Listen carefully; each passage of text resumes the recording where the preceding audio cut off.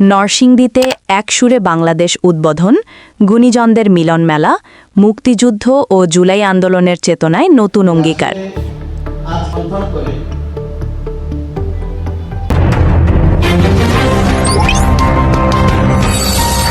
মহান স্বাধীনতার চেতনা ও সাম্প্রতিক জুলাই আন্দোলনের ধারাবাহিকতায় নরসিংদীতে অনুষ্ঠিত হয়েছে এক সুরে বাংলাদেশ শীর্ষক এক আয়োজন।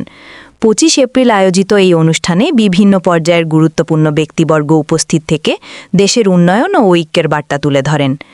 অনুষ্ঠানে প্রধান অতিথি হিসাবে উপস্থিত ছিলেন প্রাথমিক ও গণশিক্ষা মন্ত্রণালয়ের প্রতিমন্ত্রী ববি হাজ্জাজ। দেশে আমাদের 1,04,00,000 সরকারি প্রাথমিকের শিক্ষার্থী আছে। ওভারঅল শিক্ষার্থীর গুনতি আমাদের 4 কোটির ঊর্ধ্বে।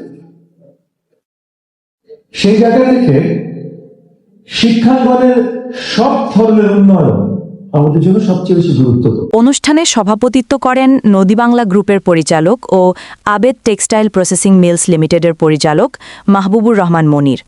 তিনি তার বক্তব্যে দেশের শিল্প ও অর্থনীতিতে সম্মিলিত উদ্যোগের গুরুত্ব তুলে ধরেন। আমাদের এই সংগঠন এবং আজকের এই আয়োজনে উপস্থিত রয়েছেন আমাদের মাননীয় প্রধান অতিথি এবং নরসিংদী ইন্ডিপেন্ডেন্ট কলেজের অধ্যক্ষ ডক্টর মশিউর রহমান মৃধা।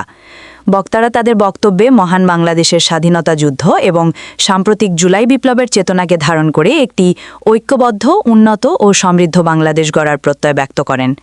অনুষ্ঠানটি নরসিংদীতে ব্যাপক উৎসাহ উদ্দীপনার মধ্য দিয়ে সম্পন্ন হয়।